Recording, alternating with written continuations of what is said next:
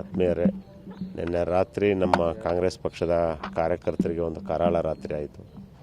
ಕಾರಣ, ನಮ್ಮ ಕಾಂಗ್ರೆಸ್ ಪಕ್ಷದ ಒಬ್ಬ ಸಕ್ರಿಯ ನಾಯಕ, ಸಕ್ರಾಪಟ್ಟಣ ಗ್ರಾಮ ಪಂಚಾಯತ್ ಸದಸ್ಯ, ಜಿಲ್ಲಾ ಒಕ್ಕಲಿಗ ಸಂಘದ ನಿರ್ದೇಶಕರಾಗಿದ್ದಂಥ ಗಣೇಶ್ ಗೌಡ ನಿನ್ನೆ ಅಕಾಲಿಕ ಮರಣ ಅಂದರೆ ಕೊಲೆ ಆಗಿದ್ದಾನೆ.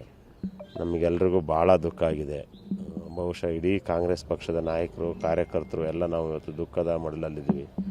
ಸಕ್ರಿಯವಾಗಿ ಕಾಂಗ್ರೆಸ್ ಪಕ್ಷದ ಎಲ್ಲ ಕಾರ್ಯಕ್ರಮಗಳಲ್ಲಿ ಭಾಗವಹಿಸ್ತಿದ್ದಂಥ ಗಣೇಶ್ ಗೌಡ ನಿನ್ನೆ ರಾತ್ರಿ ಕಿಡಿಗೇಡಿಗಳು ಅವರನ್ನು ಮೋಸದಲ್ಲಿ ಕರೆಸಿ ಯಾವುದೋ ಸೆಟ್ಲ್ಮೆಂಟು ಅಂತೇಳಿ ಅಥವಾ ಏನಕ್ಕೆ ಅಂತ ಗೊತ್ತಿಲ್ಲ, ನಮಗಿನ್ನೂ ನಿಜವಾದ ವಿಷಯ ಗೊತ್ತಿಲ್ಲ.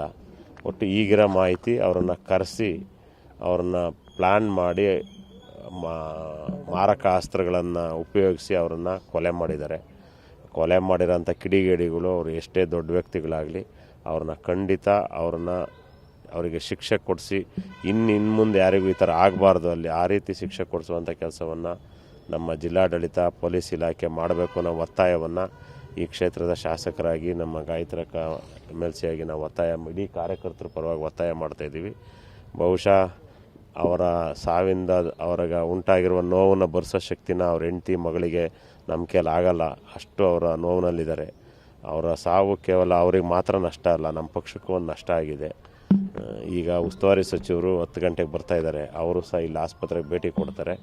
ಪೊಲೀಸ್ ಮುಖ್ಯಾಧಿಕಾರಿಗಳಿಗೆ ರಾತ್ರಿಯೇ ಈಗಾಗಲೇ ಕ್ರಮ ಕೈಗೊಳ್ಳೋಕೆ ಹೇಳಿದ್ದೀವಿ. ನಿನ್ನೆ ರಾತ್ರಿ ನಾನು 1:30ವರೆಗೂ ಇಲ್ಲಿದ್ದೆ. ಆಗಾಗಲೇ ರಾತ್ರಿಯೇ 5 ಜನನ ಸೆಕ್ಯೂರ್ ಮಾಡಿದ್ದಾರೆ. 5 ಜನನ ಇನ್ನು ಯಾರ್ಯಾರು ಇದರಲ್ಲಿ ಭಾಗಿಯಾಗಿದ್ದಾರೆ, ಯಾಕೆ ಅಂತೇಳಿದರೆ ನೋಡಿ, ಯಾವೊಂದು ಸಣ್ಣ ಪ್ರಾಣಿನೂ ಸಾಯಿಸಲಿಕ್ಕೆ ಇವತ್ತು ಅಧಿಕಾರ ಇಲ್ಲ. ಅಂಥದ್ರಲ್ಲಿ ಡಾಕ್ಟರ್ BR ಅಂಬೇಡ್ಕರ್ ಹೇಳಿದ್ದಾರೆ, ಸಕಲ ಜೀವಿಗಳನ್ನು ರಕ್ಷಿಸೋದು ನಮ್ಮ ಕರ್ತವ್ಯ ಅಂತ. ಅಂಥದ್ರಲ್ಲಿ ಒಂದು ಮನುಷ್ಯನ ಪ್ರಾಣವನ್ನೇ ತೆಗೆಯುವಂಥ ಕೆಟ್ಟ ಕೆಲಸಕ್ಕೆ ಅವ್ರು ಯಾರು ದುಷ್ಟ ಮನಸ್ಸಿನವ್ರು ಕೈ ಹಾಕಿದ್ದಾರೆ ಅವ್ರಿಗೆ ನಿಜವಾಗ್ಲೂ ದೇವರು ಒಳ್ಳೇದು ಮಾಡಲ್ಲ. ಆ ಹೆಂಡತಿ, ಆ ಮಗು ರೋದನೆ, ಅವ್ರ ಶಾಪ ಅವರಿಗೂ ತಟ್ಟುತ್ತೆ. ಅವರೆಷ್ಟೇ ದೊಡ್ಡವರಾಗಿರಲಿ, ಅವರು ಯಾವುದೇ ಕಡೆಯವರಾಗಿರಲಿ, ಅವರ ಕಿಡಿಗೇಡಿಗಳ ಮೇಲೆ ಸೂಕ್ತ ಕ್ರಮ ಕೈಗೊಂಡು ಅವರಿಗೆ ಕಾನೂನಲ್ಲಿರ್ತಕ್ಕಂಥ ಕಠಿಣ ಶಿಕ್ಷೆಯನ್ನು ಕೊಡಿಸ್ಬೇಕು ಅಂತ ಜಿಲ್ಲಾಡಳಿತ, ಪೊಲೀಸ್ ಇಲಾಖೆಗೆ ಮನವಿ ಮಾಡಿದ್ದೀವಿ. 5 ಜನ ಸೆಕ್ಯೂರ್ ಮಾಡಿದ್ದಾರೆ. ಉಳಿದವ್ರನ್ನು ಖಂಡಿತ ತಕ್ಷಣವೇ ಅವ್ರನ್ನ ಬಂಧಿಸಿ ಕಾನೂನು ಕ್ರಮ ಕೈಗೊಳ್ತಾರೆ. ಪ್ರಾಥಮಿಕ ಮಾಹಿತಿ ಸರ್, ಅವರ ಸ್ನೇಹಿತರ ಬ್ಯಾನರ್ ಕಟ್ಟೋ ವಿಷಯದಲ್ಲಿ ಗಲಾಟೆ ಆಯಿತು, ಬಸ್ ಸ್ಟ್ಯಾಂಡಲ್ಲಿ ಟ್ರ್ಯಾಕ್ಟರ್ನ ಗುಡ್ಸಕ್ಕೆ ಬಂದರು ಅನ್ನೋ ವಿಷಯದಲ್ಲಿ ಮಾತಿನ ಚಕಮಕಿ ಆಯಿತು ಅನ್ನೋ ಒಂದು ಮಾತಿದೆ. ಅದ್ರ ಬಗ್ಗೆ ನನಗಿನ್ನೂ ಏನು ಮಾಹಿತಿ ಇಲ್ಲ. ನಾನು ರಾತ್ರಿ ಬಂದಾಗಲೂ ಯಾರು ಏನು ಹೇಳಿಲ್ಲ. ನನಗೆ ಅದ್ರ ಬಗ್ಗೆ ಈ ಮಾಹಿತಿ ಇಲ್ಲ.